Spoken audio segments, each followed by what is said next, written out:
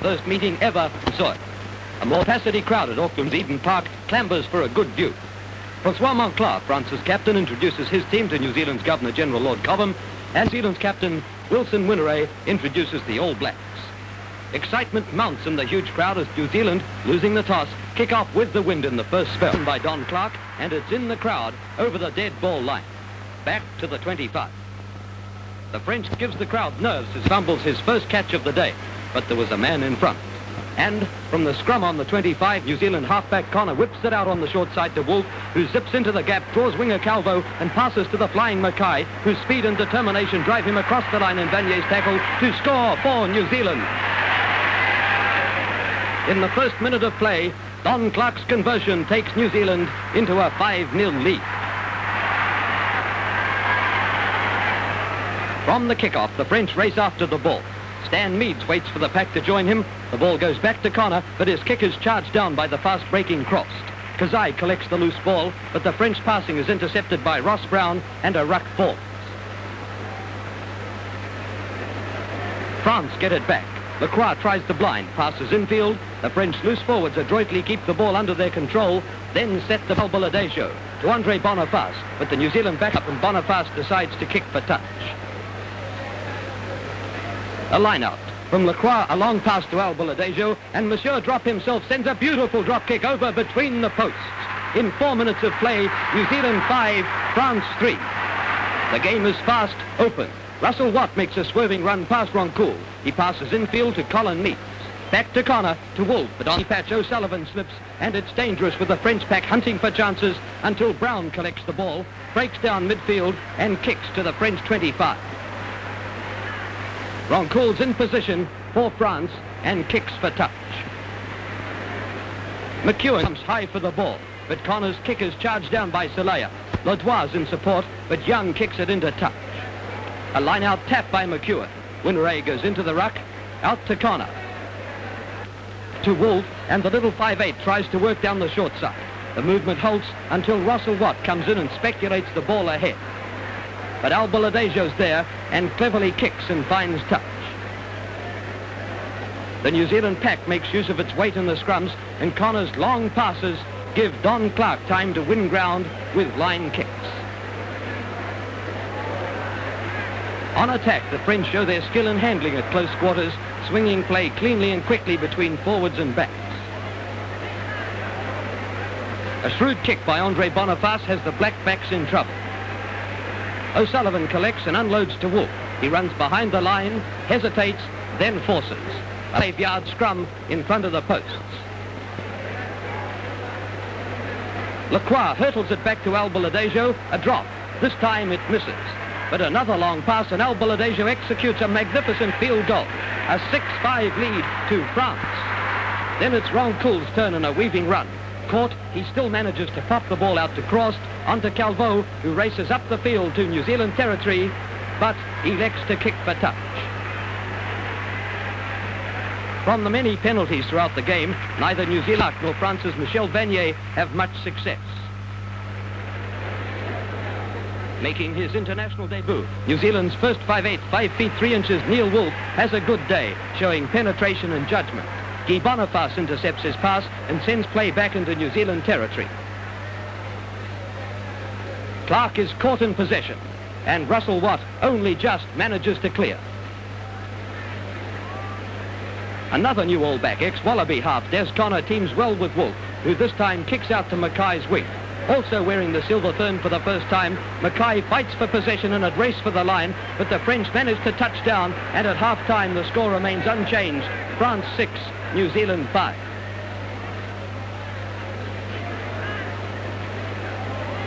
The second half is less than a minute underway when Connor sends a long one back to Don Clark, who from 45 yards out calmly and coolly drops a beautiful field goal that, to the delight of the crowd, gives New Zealand a 2-point lead.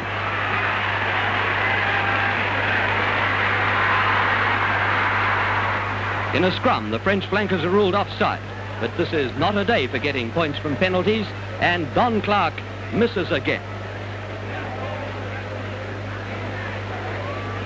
From loose play, the ball is scooped away from the French forwards by O'Sullivan. Out it goes to Brown and on to Watt. When he's tackled, he manages to get the ball to Brown, who runs and then kicks deep into French territory. Back it comes to the attacking All Blacks, and Wolf kicks again from Mackay's corner. When Calvo goes down and doesn't release the ball, the impromptu ruck is fierce, and New Zealand's awarded a penalty, not without some arguing about the pros and cons of the situation. But Clark's kick misses again, and the score is unchanged.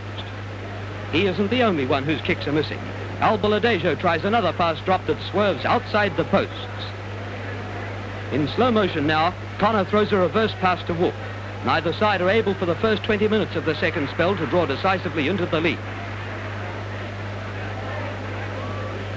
Then, from a tap penalty, the French backs fumble, and it's O'Sullivan who kicks through. The All Black centre gathers the ball in, gets clear, runs for the line to score beside the post.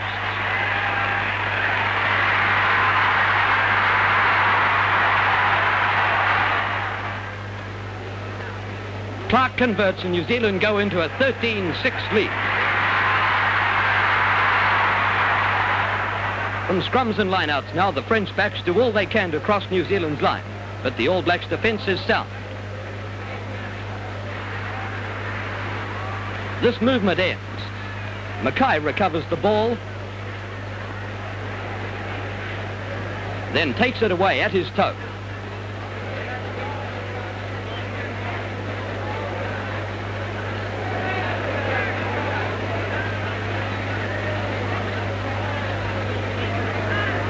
France get the ball. Lacroix to Albaladejo, to Guy Boniface. He runs across the field, drawing his opposition, then with Yates on him, flips it inside to brother Andre Boniface, who kicks for the wing. The New Zealand backs manage to stave off the attack, forcing play into touch.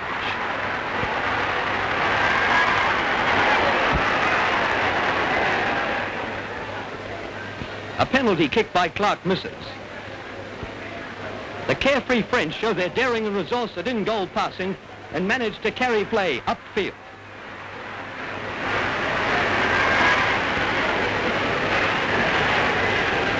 Winneray tries for the line, but finally both sides have difficulty in finding touch.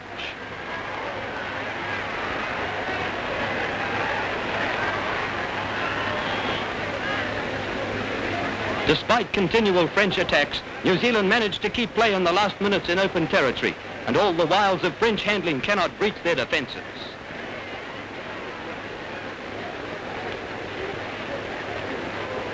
Dominic passes to Vanier, and the French fullback kicks for touch.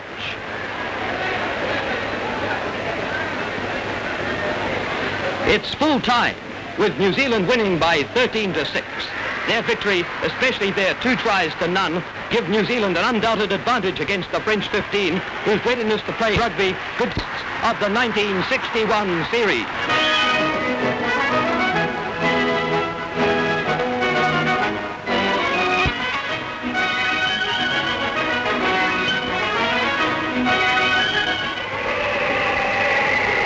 What a win! A near cyclone hits New Zealand on the day of the second test, and at Wellington's Athletic Park, the crowds are buffeted and rocked by the savage southerly. Conditions facing the French and New Zealand teams as they take the field are just about as bad as possible for rugby football. New Zealand kick off. France winning the toss and playing with the wind in the first spell. The Tricolores captain, Francois Monclar, makes a strong run, quickly putting France on the attack down in the New Zealand 25. McEwen takes the ball in the line-out, and the All Black forwards make headway into French territory.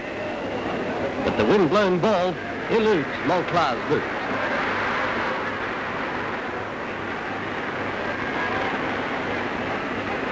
From the line-out, France get the ball, but the New Zealand forwards bustle Lacroix and break through. Monclar recovers, bringing the ball ahead at his toe. Graham scrapes it up, but he's stripped, and New Zealand are awarded a penalty.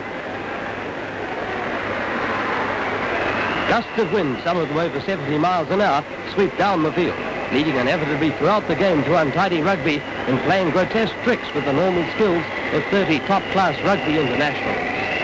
Holding the ball on the ground is one way to get reasonable direction with penalty kicks. Sideline bursts by the New Zealand forwards, a feature of the first spell, gain valuable ground for the All Blacks. If the wind gives distance to Albaladejo's line kicks, sending the All Blacks onto defence, it is of no help in his penalty shots at goal. After 16 minutes, only the wind is winning. A defensive kick by Little goes into the dead ball area. From the 5-yard scrum, France hook. Required to Albaladejo, the pot, but no luck today. Another shot at goal by France, and again, no success. Connor forces. McQuarrie tries an up and under to take advantage of the wind, but fullback Clark catches it safely and grubber kicks for touch. On the line out, the French make a run to feed Jean Dupuis on their left wing, but New Zealand, tactically playing a 7-man scrum, and Graham as cover defence, are able to contain them.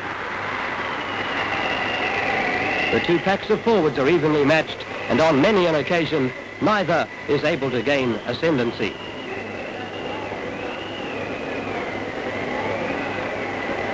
France hooked the ball. McQuarrie sends a dangerous kick ahead, but Clark is playing a safe game despite the tricky wind.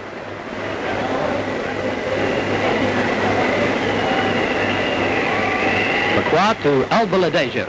A kick across field to Ron Cool's wing. The bounce is high. Clark fields it and hurtles his way up the sideline.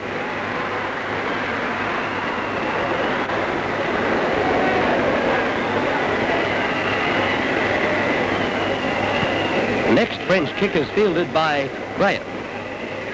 The French forwards surge ahead, but Wolf scoops the ball away for Clark to clear. And again keep the French attack at bay as the first spell ends.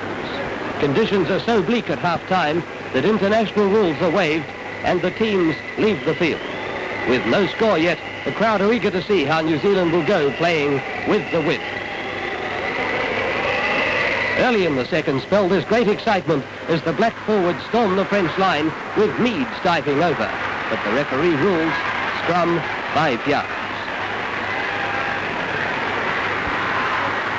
Mackay comes into the back line, but he's unable to find an opening, and France eventually speculate for touch.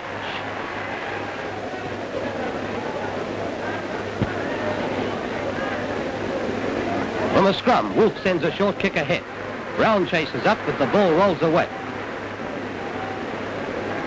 Little gathers it and sends it on to Yates, who runs strongly, recovering from Piquet's tackle to kick for the wing. Colton races down the line, but the wind takes care of that. Dead ball. Again, New Zealand tries the short kick ahead. The ball bounces awkwardly for Ron Cool, and when Little is blocked by Boniface and Lacaz, the referee orders a penalty to New Zealand. Despite the wind, it's a handy position, and Don Clark attempts the goal. But it's flagged away. Again, the New Zealand backs attack, with Yates providing the extra man and passing to Little. But Little's pass to Colton goes astray, and the movement breaks down. Young wins a tight head. Connor tries the sideline, but Colton's unable to hold the greasy ball. Jumping high on the line-outs, New Zealand get the ball back to Connor, who sets his back running to Wolf, to Brown, to Little, who kicks from Mackay's wing, but the ball goes out into touch.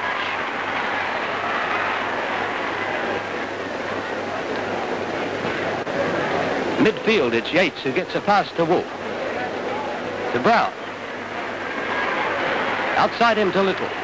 Little spots Ron Cool, hunting an interception, and holds on before passing to Colton.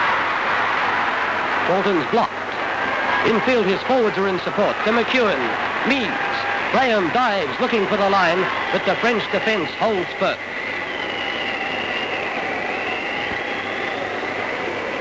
On the scrum, McQuarrie kicks. It doesn't clear, but Ron Cool shoots through to collect the ball and race upfield.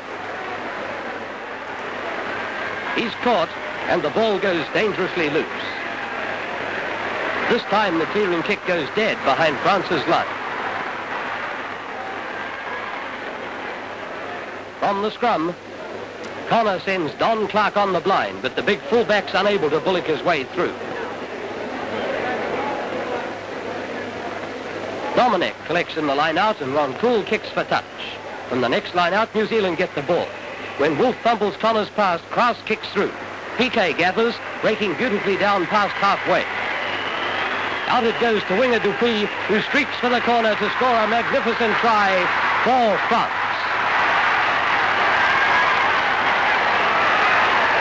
The kick misses, and it's 3-0 to France. Now New Zealand hunt with a will. The forwards are onto the French before they can clear. It comes loose from the ruck.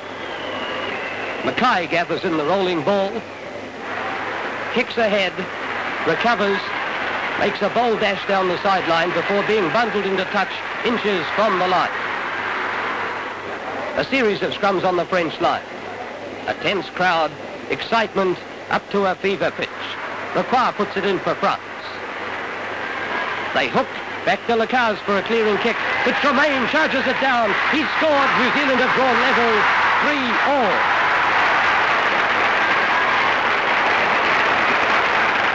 Clark kicks, and it's over. New Zealand 5, France 3. Only 10 minutes to play in a decisive test of the series. New Zealand, helped by the wind, keep in French territory. Monclar bursts upfield. He sends it on to Piquet, who draws Clark. Out to Dupuis, but Mackay tackles the brilliant French winger before he can get underway again, and Graham kicks for touch. Then it's Meade storming down into French territory. When the tackle ball is played, France get a penalty. France take the tap kick, trying to get upfield, but the New Zealand defence holds, and after a scrappy ruck, out it goes into touch.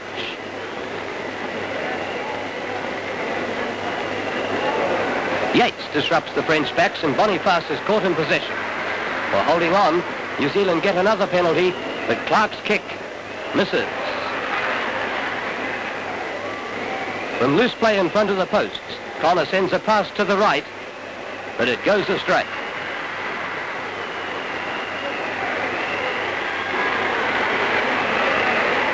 It's right on time. France hook. Lacroix passes to Cross. He sends it inside to Albaladejo. A little kick ahead, but typical of the game. The wind catches it, and out it goes. And the referee blows his whistle for full time with the score New Zealand 5, France 3. After their more decisive first test triumph, New Zealand have, whatever the outcome of the third test, won by their narrow victory today, the rubber, in the 1961 series against France.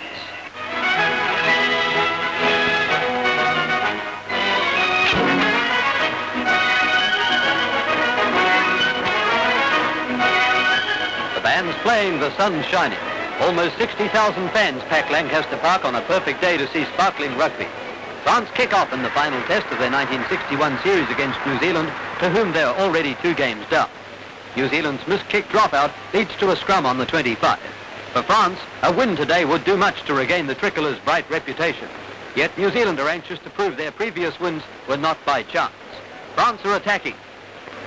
From the ruck, Connor to Wolf. He runs to the 25, out to Ross Brown. He sidesteps Guy Boniface and straightens the attack. Delia tackles him. He passes to Yates, who links with Young in the forwards.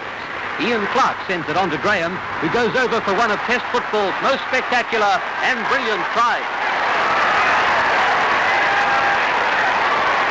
The boot of Don Clark sends the ball surely between the uprights, and after 3 glorious minutes of play, New Zealand go into a 5-0 lead. Almost immediately, New Zealand are again airing the ball.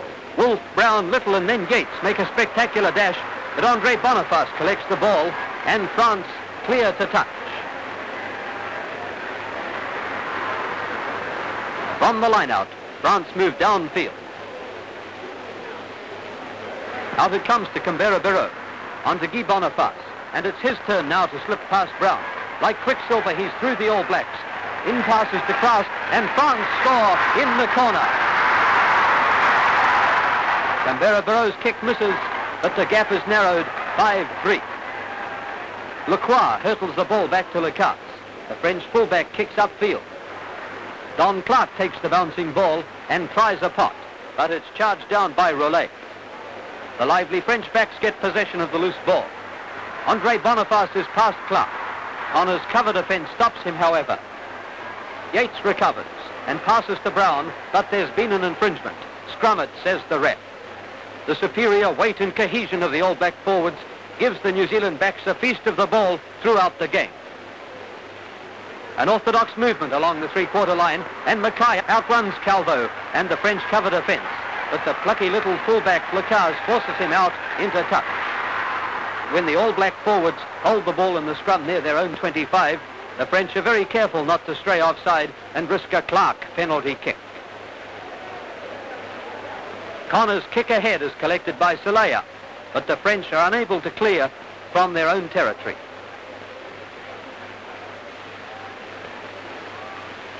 From a scrum on the 25, Young wins the ball.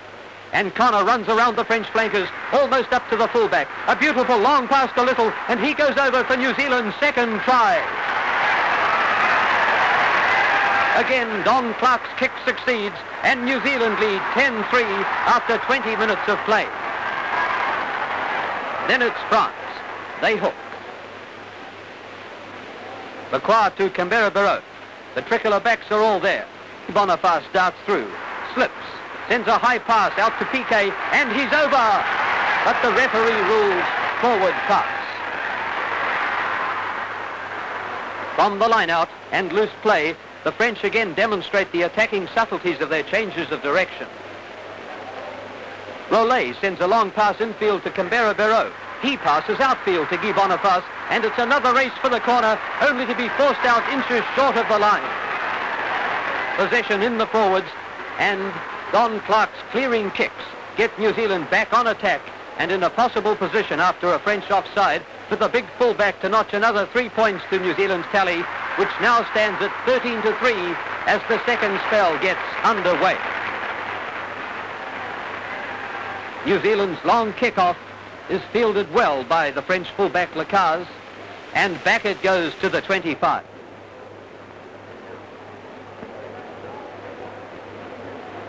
Wolf stab kicks and runs for the gap.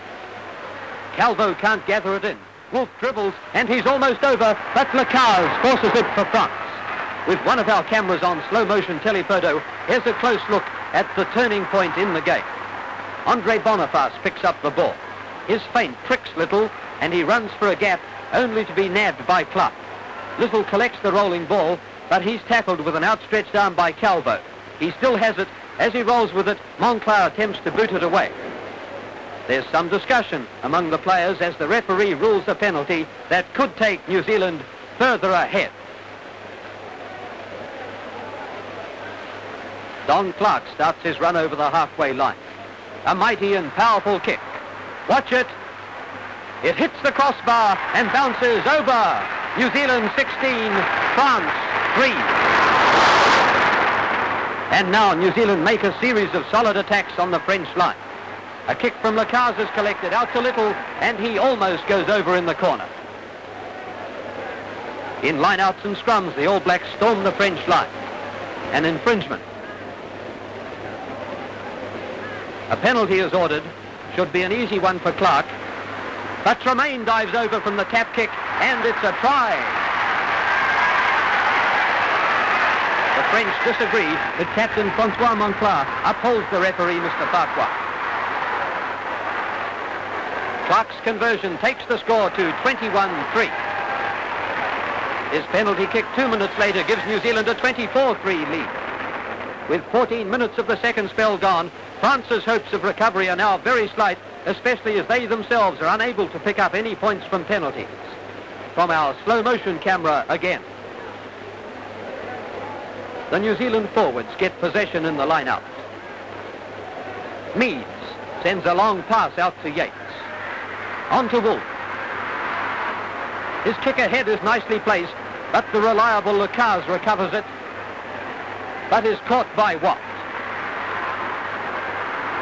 From a scrum, Lacroix feeds Kraust, who passes out to Piquet, and the French make a dazzling passing run down the sideline. Piquet infield to Captain Monclar, who passes out again to Kraust. He's passed on Clark, but the referee calls them back for a forward pass. From loose play, Wolf starts on a slippery, impulsive run that would qualify him as a tricolor back. A speculator ahead by the French forwards sends the ball into Clark's hands. And from there, of course, out into the safety of touch. Then it's Canberra Barreau who races across the paddock. Andre Boniface collects his pass.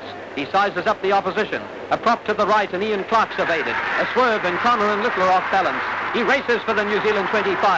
As Graham tackles him, he passes to brother Guy, and it looks as if he'll outstrip fullback Clark. But Mackay tackles him from behind before he can get a pass away, and Wolf clears to touch. France hooks. Lacroix sends a long one to Guy Boniface, and the sizzling centres off again, but unable this time to get right past Brown. The infield pass to Christ is speculated ahead. Yates is there, but the ball goes loose when he's tackled. It's speculated further ahead for the Frenchman. In goes Mackay and tries to gather it up, but can't. It's still loose. And then Dominic comes in, picks up the ball, makes a few paces, and he too loses possession. Guillon comes in and takes it ahead at his toe, dribbles nicely. Cassier joins in until finally for New Zealand, the halfback Connor, playing a great game, scoops it up and recovers lost territory, only to lose it again to So. But the French attempt to get their backs moving is called to a halt. With time running short, victory for New Zealand is in, and the New Zealand forwards, fast, vigorous and assured, storm into French territory. Young, Graham, Ian Clark and Winneray handle. Then Ian Clark again. Finally, it's Colin Meads who dives over for the try. For the first time, the kick misses, 27-3, only 7 minutes to play. Yet from loose play, the fast French forward sees every chance to take play onto the attack. Wolf's speculator is fielded by Bouguillon. Out it goes to Canberra Barreau, to Andre Boniface, to brother Guy. He's away again. A high pass infield to Piquet. Back into Andre Boniface, but New Zealand recover, and Connor sends Yates in to crown his first season in the All Blacks with a try under the post. Clark converts, and it's a score of 32-3 as the clock shows full time, and the last burst of play in the game brings to end the first tour of New Zealand by France. Today's win by 5-1 has set the seal on New Zealand's success and placed beyond doubt the merit of their 3 test victories in the 1961 series again. And fuse ball.